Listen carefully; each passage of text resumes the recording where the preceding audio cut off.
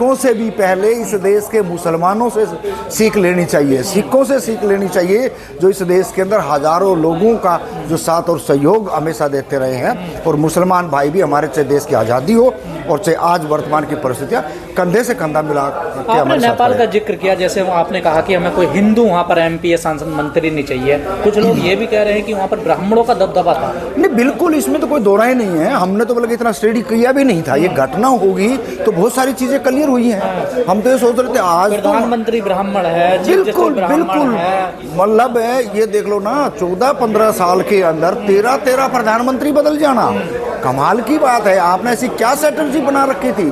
आप उधर घूमो तो खुद बैठना, इधर घूमो तो खुद। 3 परिवार थे जो अपने आप ही वही अपने आप को स्थापित करते थे।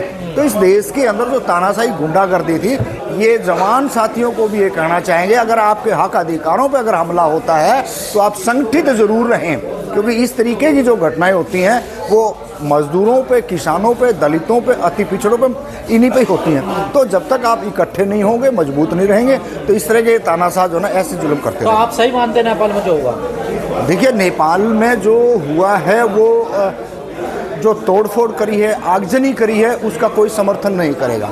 लेकिन आपने दबाने का काम किया है, आपने लूटने का काम किया है, अपनी औलादों को आप विदेशों में पढ़ाने का काम किया है, तो ये तानाशाही नहीं चलेगी। ये संदर्भ में देखा जाए तो बहुत अच्छा किया है। और आने वाले युवाओं को ऐसे आंदोलनों में भागीदारी लेनी चाहिए।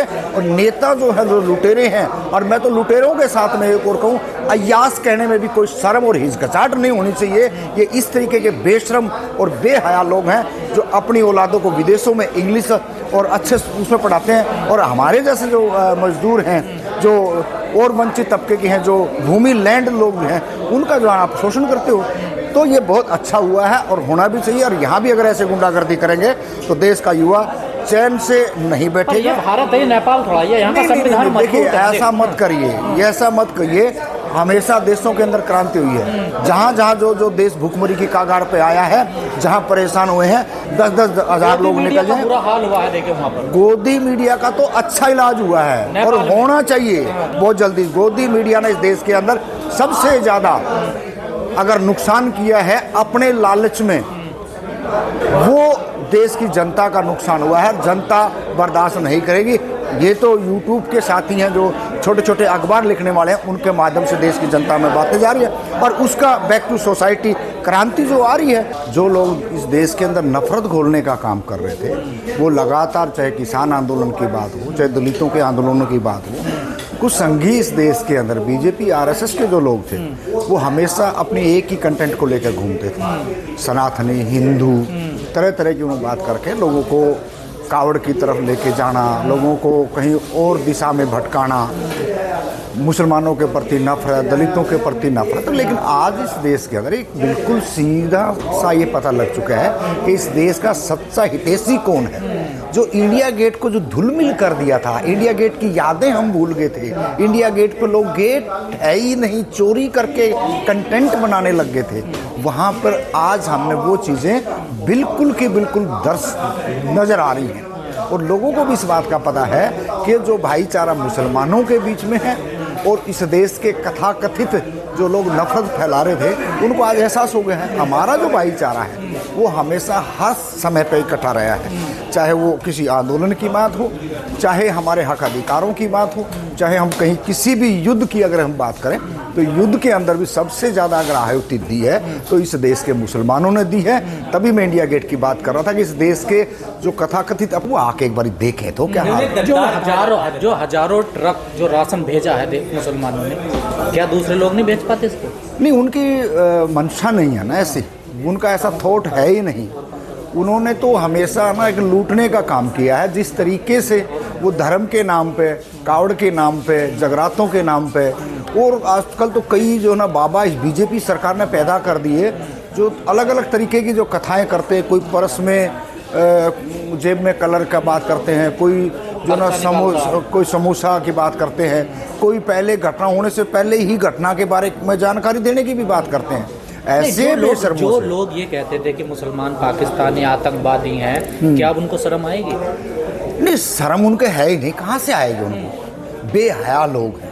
जो इस देश के अंदर एक प्रोपगंडा चला सकते हैं, उनसे क्या उम्मीद करोगे? तस्वीर देख कर भी शर्म नहीं आप आएगी। तमाम तरीके की बहन बेटियों को कोई जर्सी गाय बोल देता है, कोई पता नहीं कितने शब्दों से नवाजते हैं, मतलब वो कोई बात नहीं है। लेकिन आपकी अपनी माँ को, अपने लोगों को बुला करके आप मंच पे और इस तरीके के जो बयान देते हो, तो वो बहुत अच्छी बात आप नहीं है। तस्वीर देख के भी शर्म नहीं आएगी जो मदद की नहीं जा रही है? आएगी, नहीं आएगी। मैं कह रहा हूँ इस देश के अंदर एक धड़ा ऐसा है जो 90 के अंदर रामानंद सागर ने एक रामायण बनाई थी, वो एक कथा चलाई गई, उस कथा का असर है, वो कथा इन्होंने चलवाई थी, बीजेपी आरएसएस का एजेंडा था।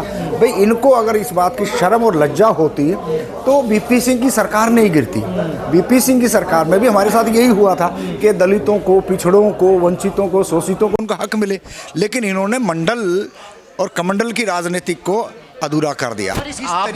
इस आपदा में मस्जिद मदरसों के दरवाजे सबसे पहले खुले थे। देखिए, वो मस्जिद हो, गुरुद्वारे हों, चर्च हों, ये संभाविक बात है, इंसानियत है। देखिए, गंदा आदमी कोई भी हो सकता है, कोई भी हो सकता है, लेकिन फिर भी इनके अंदर इंसानियत है। यहाँ पर कोई राजनीतिक चीज़ें नहीं होती हैं, यहाँ पे एक सामाजिक भाईचारा, एक गुलदस्ता जो ना अच्छा जो गुलदस्ता, तरह तरह के फूल जो होते हैं, उस तरीके से लोग देखना चाहते हैं। तो भाईचारे का पैगाम भी गया है पंजाब बाढ़ से क्या? हाँ, बिल्कुल गया। पूरे देश के अंदर जो जिंदा लोग हैं उनको एक मैसेज गया है, और इस बात का जो ना कॉन्फिडेंस, जो उनको भी इस बात का एहसास हुआ है कि भाईचारा ही आखिर में काम आएगा। अन्यथा तो आपने देख लिया ना, अभी 2 दिन पहले ही घटनाएं हैं आपके बगल के देश की हैं। क्या हुआ वहां पर भी हिंदू राष्ट्र बनाने वाले थे, और मैं कल ही एक दैनिक जागरण का अखबार पढ़ रहा था, उस अखबार के अंदर साफ लिखा हुआ था कि हमने कोई MP, कोई MLA, कोई प्रधानमंत्री हिंदू नहीं चाहिए।